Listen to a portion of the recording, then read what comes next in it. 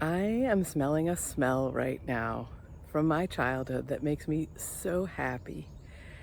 And what I want to do today is create a video for you to help you trust the smell. I think is really what I want it to be about. Like, we know when something smells good and when it doesn't, right? I really wanted to take you into this moment and be with you here. So, thank you for being here with me. The smell that I'm smelling, I wonder if I can do this, is this right here.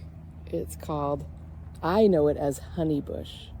It's these little leaves, and it sort of shows up in like,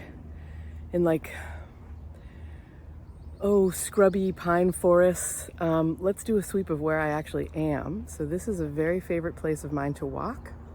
And it's made of sand, basically. And I've noticed that these kinds of places are where honeybush shows up. And this is like my morning walk. It's right near my house. So here we are. And this smell of honeybush, what it brings me back to is very specifically, actually, a time when my dad took my middle brother and I think I was about 7 and maybe my brother was about 5. And he took us out to this field where he played tennis. He was playing tennis with a friend. We were camping.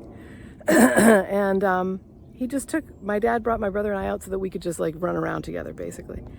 And this smell was everywhere. And it was just it smells like honey. It's really amazing.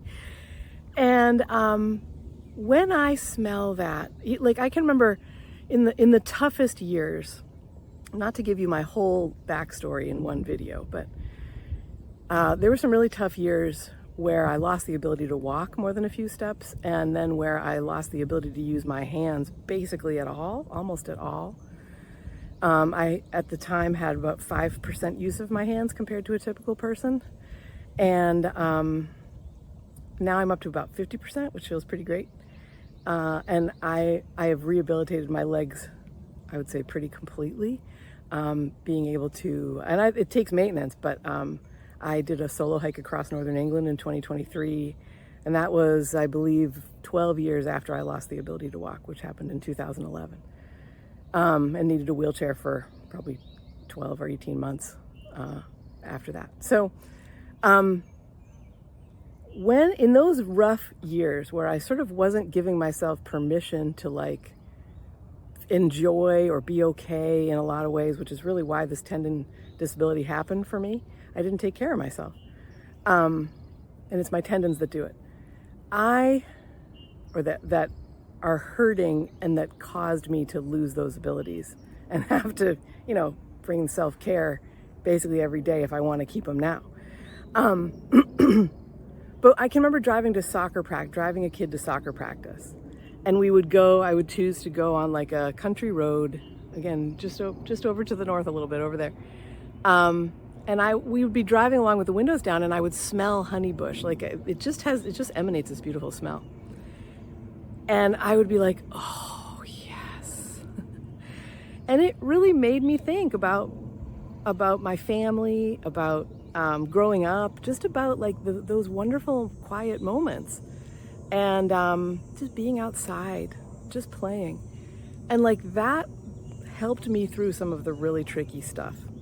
And so I come here now and I'm just standing here smelling it and I'm like, hell yeah, this is awesome. And right, so that's an example of a great smell that we can trust.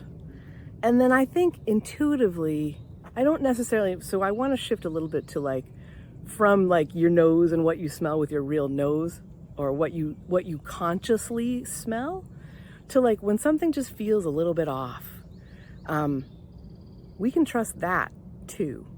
And it's interesting because that's come up in my coaching work recently with like boundary setting and the burdens that we agree to carry, and just witnessing clients going, oh wow, if I'm going to be the 2030 version of myself that I want to be, I'm going to have to bring attention joyfully to creating boundaries that work for me, because any other way of creating them, I don't do. So that, I just think it's really wonderful, the kind of space that can be opened up for someone when we think, I don't really like this smell that I'm smelling. And I wanted to bring that to you today. So I hope this video finds you well.